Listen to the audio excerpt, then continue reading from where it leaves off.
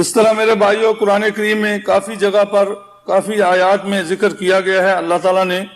ایسے اعمال کو کرنے کا اختیار اور حکم دیا ہے کہ جن سے اللہ کا قرب حاصل ہو سکتا ہے، کیونکہ ہم اتنا لمبا نہیں کرنا چاہتے۔ آپ خود بھی قرآن کریم کو پڑھیں، کیونکہ یہ سب سے بڑا وسیلہ ہے اللہ اور بندے کے درمیان میں۔ اسی طرح نبی صلی اللہ علیہ وسلم نے ہمیں بتایا ہے کہ جو شخص قرآن پڑھ کر اللہ سے مانگے تو اللہ تعالیٰ اس کی دعا کو قبول کرتے ہیں۔ چنانچہ ہم ایک حدیث پڑھتے ہیں، عامر بن حسین کہتے ہیں کہ ایک جگہ پر میں گیا تو ایک شخص لوگوں کو قرآن پڑھ کر سنا رہا تھا، اس کے بعد لوگوں سے بھیک مانگنے لگا تو انہوں نے انا للہ و انا الیہ راجعون پڑھ کر کہا، میں نے نبی صلی اللہ علیہ وسلم کو فرماتے ہوئے سنا ہے، من قرأ القرآن فلیسأل اللہ بہ، جو شخص قرآن پڑھے اس کو چاہیے کہ قرآن کے ذریعے اللہ سے سوال کرے، دعا مانگے۔ فَإِنَّهُ سَيَجِيءُ أَقْوَامٍ يَقْرَؤُونَ، جلدی ہی ایسے لوگ پیدا ہوں گے جو قرآن پڑھ کر يَسْأَلُونَ بِهِ النَّاسَ، لوگوں سے بھیک مانگتے پھریں گے۔ اس روایت کو احمد اور ترمذی نے بیان کیا ہے، یہ حسن درجے کی روایت ہے۔ بڑے افسوس کی بات ہے کہ آج قرآن کریم کو پیسے کے بدلے، دنیا کے بدلے سنایا جاتا ہے اور اس کے اصل پیغام کو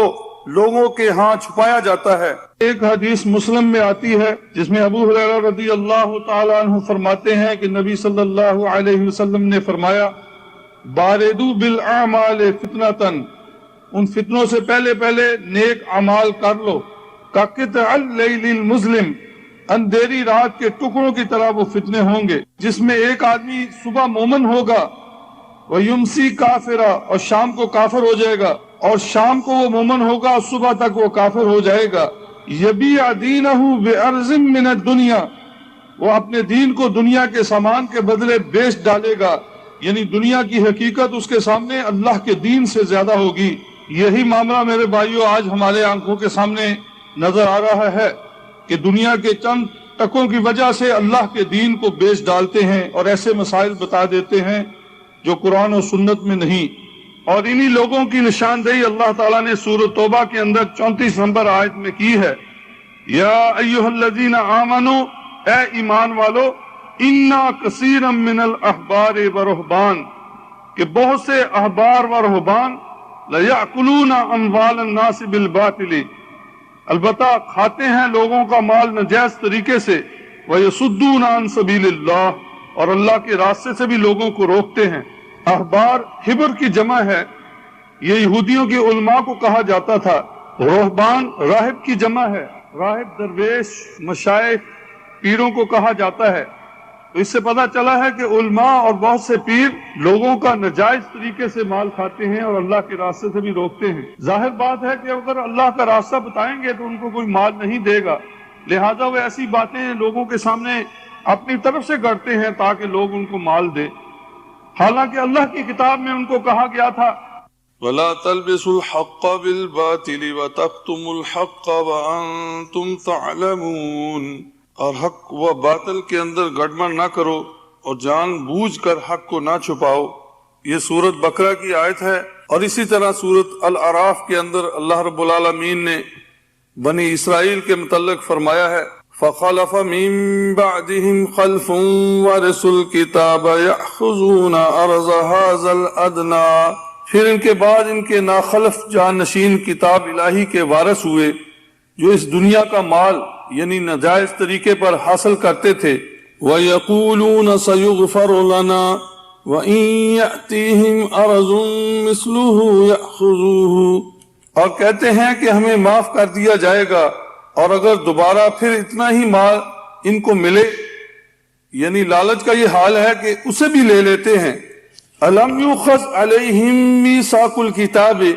أَلَّا يَقُولُوا عَلَى اللَّهِ إِلَّا الْحَقَّ، کیا ان سے کتاب یعنی اللہ تعالیٰ کی کتاب میں لکھا ہوا یہ عہد نہیں لیا گیا تھا کہ وہ اللہ تعالیٰ کی طرف سچ کے علاوہ اور کوئی بات منسوب نہ کریں گے؟ وَدَرَسُوا مَا فِيهِ وَالدَّارُ الْآخِرَةُ خَيْرٌ لِلَّذِينَ يَتَّقُونَ أَفَلَا تَعْقِلُونَ، اور جو کچھ اس کتاب میں ہے اس کو انہوں نے خود بھی پڑھا ہے، حالانکہ آخرت کا گھر تو بس ڈرنے والوں کے لیے اچھا ہے، تو تم اتنی بات بھی نہیں سمجھتے؟ اسی صورت کے اندر دوسرے مقام پر ایک آیت ہے فَبَدَّلَ الَّذِينَ ظَلَمُوا مِنْهُمْ قَوْلًا غَيْرَ الَّذِي قِيلَ لَهُمْ فَأَرْسَلْنَا عَلَيْهِمْ رِجْزًا مِّنَ السَّمَاءِ بِمَا كَانُوا يَظْلِمُونَ۔ پھر ایسا ہوا کہ ان لوگوں میں جو ظالم تھے انہوں نے اس قول کو بدل ڈالا جو ان سے کہا گیا تھا، یعنی انہوں نے اس قول کے بدلے میں جو ان سے لیا گیا تھا اپنی طرف سے دوسرے قول کو اختیار کر لیا، تو ہم نے ان کے ظلم کی وجہ سے ان پر آسمان سے عذاب نازل فرمایا۔ میرے بھائیوں اور دوستو، آج جب ہم ان کے سامنے یہ آیات پڑھتے ہیں تو ہمیں کہتے ہیں کہ بنی اسرائیل کی آیتیں ہمارے اوپر کیوں فٹ کرتے ہو؟ تو عرض یہ ہے کہ ہم نے آئینہ دکھایا تو برا مان گئے، اس میں بھائیوں ہمارا قصور نہیں۔ اگر ان کے اوپر ان کی کرتوتوں کی وجہ سے قرآن اور سنت کے اندر جو وعید آئی ہیں، چسپاں ہوتی ہیں، تو ان کو اللہ سے ڈرنا چاہیے۔ اگر وہ آخرت پر یقین رکھتے ہیں اور اللہ رسول پر ایمان رکھتے ہیں تو ان چیزوں کو ان کو چھوڑ کر حق کی طرف آنا چاہیے۔ بخاری اور مسلم میں ابو سعید خدری رضی اللہ تعالیٰ عنہ کی حدیث آتی ہے کہ وہ فرماتے ہیں ان رسول اللہ صلی اللہ علیہ وسلم قال، کہ بے شک نبی صلی اللہ علیہ وسلم نے فرمایا لَتَتَّبِعُنَّ سُنَنَ مَنْ كَانَ قَبْلَكُمْ، تم ضرور بے ضرور پچھلے لوگوں کے طور طریقوں پر پورا چلو گے، جیسے تیر کے پر ایک دوسرے کے برابر ہوتے ہیں، یہاں تک کہ اگر وہ گو کے بل میں گھسے تھے تو تم بھی اس میں گھسو گے۔ قالوا، تو انہوں نے کہا یا رسول اللہ، اے اللہ کے رسول، الیہود والنصارى، کیا یہود و نصارہ؟ قال، تو آپ نے فرمایا فمن، نبی علیہ الصلوۃ والسلام کو وحی کے ذریعے اللہ تعالیٰ نے پہلے ہی خبر دے دی تھی، پیشن گوئی آپ نے کی کہ میری امت کے لوگ بھی ایسے ہی ہو جائیں گے جیسے یہود و نصارہ ہے۔ تو آج ہم دیکھتے ہیں کہ یہود و نصارہ کی ایک ایک چیز اس امت مسلمہ کے اندر پائی جاتی ہے، لہٰذا ایمان والوں کو ان چیزوں سے اجتناب کرنا چاہیے اور ان سے بچ کر قرآن اور سنت کو مضبوطی سے تھامنا چاہیے۔ ایک اور حدیث ابو داؤد اور ترمذی میں صحیح سند کے ساتھ آئی ہے انما اخاف علی امتی الائمۃ المضلین، مجھے سب سے زیادہ اپنی امت کے اوپر گمراہ پیشواؤں کا ڈر ہے۔ ظاہر ہے کہ ایک عالم کی گمراہی کی وجہ سے ایک عالم گمراہ ہوتا ہے، مگر افسوس ہے کہ آج ان کے خلاف یہ سننے کے لیے تیار نہیں، اگرچہ قرآن و حدیث ہی کی کوئی دلیل کیوں نہ ان کو دے، مگر کل قیامت کے دن یہی ان کے دشمن ہو جائیں گے کہ انہوں نے کس طرح ہمیں گمراہ کیا اور ہمارے سامنے کیسے کیسے جال پھینکے جن کے اندر ہم پھنس گئے، اور ایسی دلدل کے اندر انہوں نے ہمیں پھینک دیا کہ جہاں سے ہم نکل نہیں سکتے تھے۔ چنانچہ اللہ رب العالمین نے سورۃ سبا کے اندر ان کا نقشہ کھینچا ہے اور ارشاد فرمایا وَلَوْ تَرَىٰ إِذِ الظَّالِمُونَ مَوْقُوفُونَ عِندَ رَبِّهِمْ، اور کاش تم دیکھو ان کا حال اس وقت جب یہ ظالم اپنے رب کے حضور کھڑے ہوں گے، یرجع بعضهم الى بعض القول، اس وقت یہ ایک دوسرے پر الزام دھریں گے، یقول الذین استضعفوا للذین استکبروا لولا انتم لکنا مؤمنین، کمزور لوگ بڑے لوگوں سے کہیں گے اگر تم نہ ہوتے تو ہم تو مومن ہوتے۔ وقال الذین استکبروا للذین استضعفوا انحن صددناکم عن الہدی بعد اذ جاءکم بل کنتم مجرمین، بڑے لوگ کمزور لوگوں کو جواب میں کہیں گے کیا ہدایت آنے کے بعد ہم نے تم کو روکا تھا، بلکہ تم خود ہی مجرم تھے۔ وقال الذین استضعفوا للذین استکبروا بل مکر اللیل والنہار اذ تعمروننا ان نکفر باللہ ونجعل له اندادا، یہ کمزور لوگ متکبرین سے کہیں گے بلکہ دن و رات مکر و فریب سے ہمیں اللہ کے ساتھ کفر کرنے اور اس کے شریک مقرر کرنے کا تمہارا حکم دینا ہماری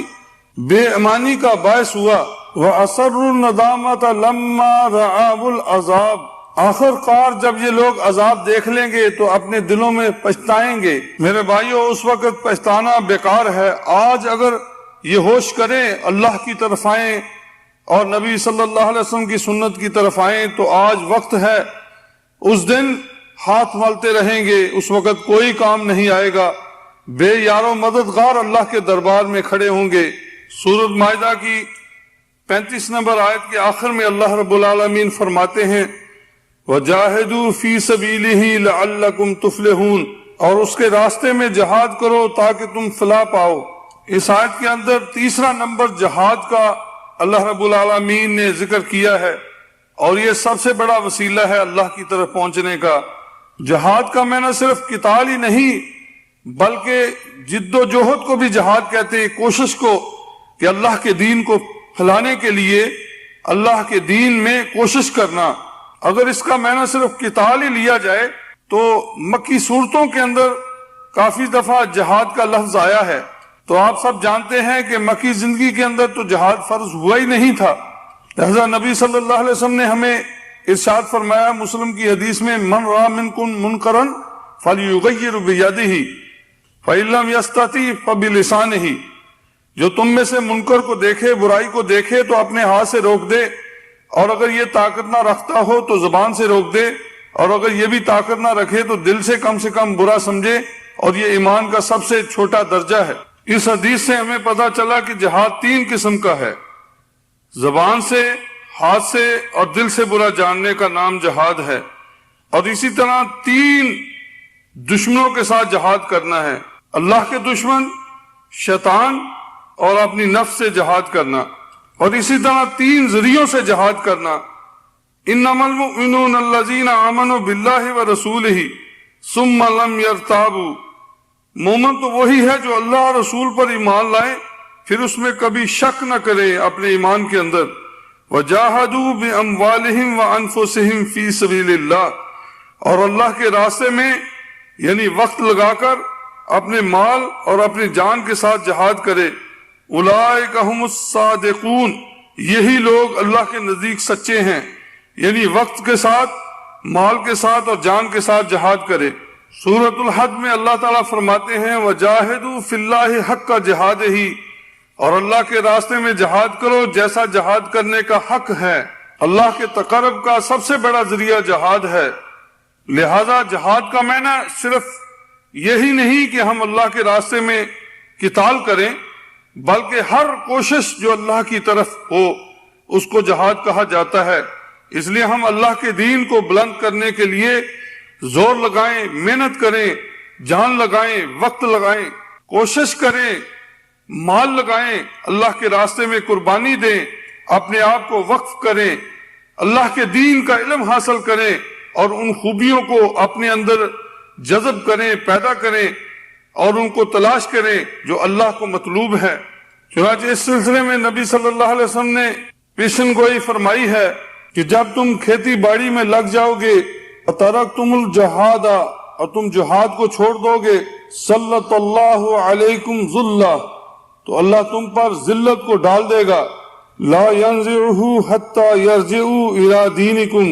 اور اس کو اللہ ختم نہیں کرے گا جب تک کہ تم دین کی طرف لوٹ کر نہ واپس آ جاؤ۔ وسیلے کا سب سے بڑا ذریعہ جہاد تھا جو آج امت مسلمہ نے چھوڑ دیا ہے، جس کی وجہ سے آج اللہ کی طرف سے ہمارے اوپر ذلت چھا چکی ہے۔ اس وقت تک اللہ رب العالمین ہم سے ذلت دور نہیں کرے گا جب تک ہم جہاد کی طرف نہیں آئیں گے۔ اسی طرح اللہ رب العالمین فرماتے ہیں ان اللہ لا یغیر ما بقوم حتی یغیر ما بانفسہم، اللہ رب العالمین کسی قوم کی حالت کو نہیں بدلتے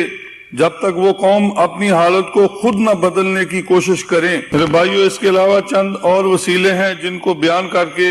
انشاءاللہ ہم ختم کرتے ہیں۔ بخاری اور مسلم کی حدیث میں آتا ہے کہ نبی صلی اللہ علیہ وسلم نے پرانے زمانے کے لوگوں میں سے ایک غار کا واقعہ سنایا جس کو عبداللہ ابن عمر رضی اللہ تعالیٰ نے روایت کیا ہے۔ نبی صلی اللہ علیہ وسلم نے فرمایا کہ پرانے زمانے میں 3 آدمی جا رہے تھے، جب شام ہوئی تو انہوں نے کسی غار کے اندر پناہ لی، پہاڑ میں سے ایک چٹان غار کے منہ پر آ گری اور وہ راستہ بالکل بند ہو گیا۔ تینوں سخت پریشان ہوئے کہ اب کیا کیا جائے، اور سوچنے لگے اب ایک ہی راستہ ہے، وہ یہ ہے کہ ہم پر سے ہر شخص اپنے سب سے اچھے عمل کے وسیلے سے اللہ رب العالمین سے دعا کرے، تو امید ہے کہ انشاءاللہ اللہ تعالیٰ دعا قبول کر کے اس چٹان کو ہٹا دیں گے۔ چنانچہ ان میں سے ایک شخص نے کہا اے اللہ، میرے بوڑھے والدین تھے میری عادت تھی کہ ان کو دودھ پلانے سے پہلے اپنے بچوں کو دودھ نہیں پلایا کرتا تھا۔ ایک دن میں ایک درخت کی تلاش میں دور چلا گیا۔ جب واپس آیا تو میرے ماں باپ سو چکے تھے۔ میں نے انہیں دودھ پلائے بغیر اپنے بچوں کو دودھ پلانا پسند نہ کیا اور بچے ایسے ہی رو کر سو گئے، اور میں دودھ کا پیالہ لے کر کھڑا رہا کہ جب میرے ماں باپ بیدار ہوں تو میں ان کو دودھ پلاؤں گا، یہاں تک کہ فجر کا وقت ہو گیا۔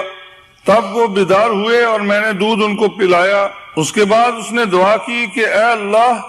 اگر یہ عمل میں نے تیری رضا کے لیے خالص کیا ہے تو اس مصیبت کو ہم سے دور کر دے، چٹان کو ہم سے ہٹا دے۔ تو اللہ رب العالمین نے تھوڑی سی چٹان ہٹا دی، مگر وہ اتنی نہ ہٹ سکی کہ اس سے وہ نکل سکیں۔ اس کے بعد دوسرے شخص نے ان الفاظ کے ساتھ اللہ سے دعا کی کہ اے باری تعالیٰ، میرے چچا کی ایک بیٹی تھی جو مجھے سب سے زیادہ محبوب تھی، میں نے اسے اپنی بری نیت کا اظہار کیا تو اس نے انکار کیا، یہاں تک کہ وہ قحط سالی کے ہاتھوں مجبور ہو کر میرے پاس آئی۔ میں نے اسے 120 دینار اس شرط پر دینے کے لیے کہا کہ وہ میری خواہش کو پورا کرے تو وہ راضی ہو گئی۔ جب میں نے اپنی خواہش کو پورا کرنے کے لیے قبضہ جما لیا تو وہ کہنے لگی اللہ سے ڈر۔ یہ سن کر میں نے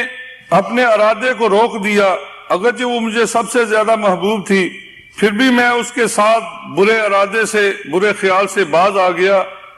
اور وہ پیسے بھی میں نے اس کو معاف کر دیے۔ اے اللہ، اگر یہ عمل میں نے تیری رضا کے لیے کیا ہے تو اس چٹان کو ہٹا دے۔ تو رسول اللہ صلی اللہ علیہ وسلم نے فرمایا چٹان تھوڑی سی اور ہٹ گئی، مگر ابھی تک اتنی نہیں ہٹی کہ وہ اس سے نکل سکیں۔ پھر تیسرے آدمی نے ہاتھ اٹھائے اور ان الفاظ کے ساتھ اللہ سے التجا کی، اے اللہ، میں نے کئی مزدور اجرت پر رکھے، سب کی مزدوری میں نے ادا کی، لیکن ایک مزدور اپنی اجرت چھوڑ کر چلا گیا۔ میں نے اس کی مزدوری کو خوب بڑھایا، یہاں تک کہ بڑھ کر وہ کافی مال ہو گیا۔ ایک زمانے کے بعد جب وہ شخص میرے پاس اپنی اجرت لینے آیا تو میں نے کہا یہ سب اونٹ، گائے، بکریاں، غلام جو تم دیکھ رہے ہو تمہارے ہیں۔ تو اس نے کہا اے اللہ کے بندے، مجھ سے مذاق مت کرو۔ میں نے کہا میں تم سے مذاق نہیں کر رہا۔ تب وہ اپنا مال لے کر چلا گیا۔ اے اللہ، یہ عمل اگر میں نے خالص تیری رضا کے لیے کیا ہے تو ہم سے اس مصیبت کو دور کر دے۔ تب اللہ تعالیٰ نے چٹان کو ہٹا دیا اور وہاں سے وہ نکل گئے۔ نیک اعمال کو یاد کر کے اللہ سے وسیلہ حاصل کرنا، یعنی اس کے ذریعے سے اللہ سے دعا کرنا، یہ بھی جائز ہے۔ وسیلہ ایک مقام کو بھی کہا جاتا ہے جو جنت میں سب سے اعلیٰ مقام ہے، جو نبی علیہ الصلوۃ والسلام کو ملے گا، جس کے متعلق نبی صلی اللہ علیہ وسلم خود ارشاد فرماتے ہیں۔ آپ صلی اللہ علیہ وسلم نے ارشاد فرمایا اذا سمعتم المؤذن، جب تم مؤذن کو سنو اذان دیتے ہوئے، فقولوا مثل ما یقول، تو اسی طرح کہو جیسے وہ کہہ رہا ہے، ثم صلوا علی، پھر مجھ پر درود پڑھو، فإنہ من صلی علی صلاۃ، اور بے شک جس نے مجھ پر درود پڑھا، صلی اللہ علیہ بہا عشرہ، تو اللہ تعالیٰ اس کے اوپر 10 رحمتیں نازل فرماتے ہیں۔ ثم صلی اللہ علی الوسیلۃ، پھر اللہ سے میرے لیے وسیلے کا سوال کرو، فإنہا منزلۃ فی الجنہ، وسیلہ جنت میں ایک مقام ہے، لا تنبغی الا لعبد من عباد اللہ، جو جنتیوں میں سے کسی ایک اللہ کے بندے کو دیا جائے گا، وارجو ان اکون انا ہوا، مجھے امید ہے وہ جنتی میں ہی ہوں گا، فمن سأل اللہ لی الوسیلۃ حلت لہ الشفاعۃ، لہذا جو آدمی میرے لیے وسیلے کی دعا کرے گا اس کے لیے میری شفاعت واجب ہو جائے گی۔ اس حدیث کو مسلم نے بیان کیا ہے۔ بھائیو اور دوستو، اس حدیث سے ہمیں پتہ چلتا ہے کہ وسیلے کے لیے نبی صلی اللہ علیہ وسلم نے امت کو کہا ہے کہ میرے لیے دعا کریں، اور یہ نہیں یہاں سے نکلتا کہ ہم امتی نبی صلی اللہ علیہ وسلم کو اللہ کے ہاں وسیلہ بنا کر دعا کریں۔ اب آپ اس بات کو سمجھیں کہ آپ کے سامنے وسیلے کی موٹی موٹی قسمیں بیان کی گئی ہیں، اب انہی کے اندر جو نکات ہیں اس کی تھوڑی سی وضاحت کی جائے گی. مثلا یہ آیت بھی آپ کے سامنے پڑھی گئی تھی جس کو دوبارہ پڑھ کر تھوڑی سی وضاحت کی جاتی ہے. الا للہ دین الخالص، خبردار اللہ ہی کے لیے خالص عبادت کرنا ہے. والذین اتخذوا من دونہ اولیاء ما نعبدهم الا لیقربونا الی اللہ زلفا، اور جن لوگوں نے اس کے سوا اولیاء بنا رکھے ہیں وہ کہتے ہیں کہ ہم ان کی بندگی صرف اس لیے کرتے ہیں کہ یہ اللہ کے نزدیکی کے مرتبے تک ہماری رسائی کر دیں. ان اللہ یحکم بینہم فیما ہم فیہ یختلفون ان اللہ لا یہدی من هو کاذب کفار. یہ لوگ جس بارے میں اختلاف کر رہے ہیں اس کا فیصلہ اللہ خود کرے گا، اور ایسے جھوٹے اور ناشکرے لوگوں کو اللہ تعالیٰ راہ نہیں دکھاتا. یہ سورہ زمر کی